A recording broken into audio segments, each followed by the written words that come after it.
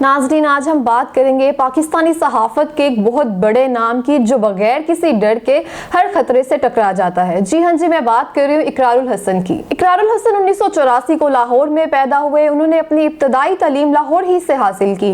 Government college university से graduation किया और फिर बतौर एंकर एक निजी टीवी चैनल को ज्वाइन किया। बतौर न्यूज एंकर काम करने के बाद पहली बार प्रोग्राम करने की ऑफर हुई और इस पहले ही प्रोग्राम ने कामयाबियों के झंडे गाड़ दिए। इकरारुल हसन का कहना है कि वसीम बदामी और उन्होंने एक साथ काम शुरू किया, मगर वसीम बदामी को मुझसे पहले एक प्रोग्राम दे दिया गया था और मुझे उसके बाद प्रोग्राम मिला।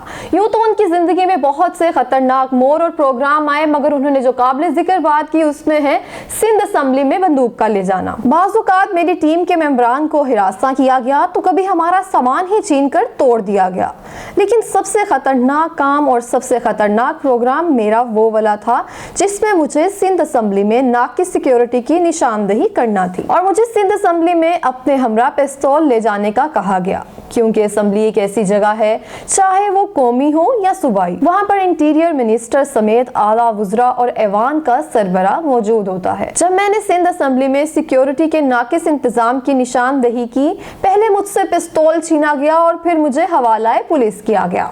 अपने प्रोग्राम के हवाले से गुफ्तगू करते हुए इकरारुल हसन का कहना था कि मुझे मेरे प्रोग्राम के लिए दो नाम तजवीज़ किए गए थे, एक इनकार इकरार के साथ और दूसरा सरेआम। मेरे करीबी साथियों और टीम मेंबरान ने सरेआम नाम को सिलेक्ट किया। मेरा प्रोग्राम जहां पूरे पाकिस्तान में मकबूल है, वहां मेरे खानदान और फैमिली वाले भी बड़े शौक से देखते हैं। खास तौर पर मेरा बेटा मेरे प्रोग्राम को बड़े गौर से देखता है और अक्सर मुझसे सवाल भी करता है कि बाबा, जब पाकिस्तान के सारे चोर पकड़े जाएंगे तो सरेआम का क्या होगा? ये प्रोग्राम चलेगा या बंद कर दिया जाएगा?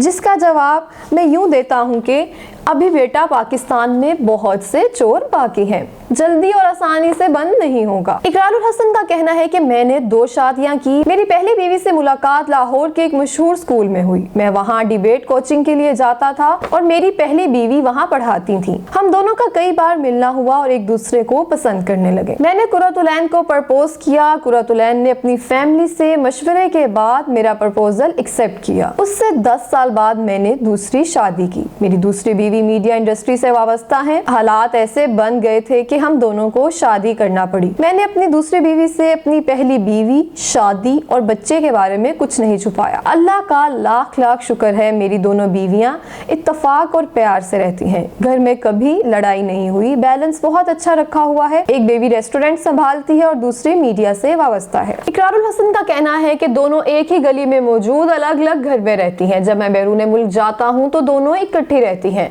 दोनों ने कभी कोई डिमांड नहीं की। दोनों के लिए एक जैसे तोहफे लेकर आता हूँ और उनको देता हूँ। इसके अलावा मौजूदा काम के सिलसिले में बात करते हुए उन्होंने कहा कि मेरी पहली बीवी कुरतुलैन ने एक मैगजीन भी स्टार्ट किया है जिसमें पाकिस्तान से मुतल्लिक सारे न्यूज़ के मेंबरान और न्यूज़ एंकर्स लोग होंगे।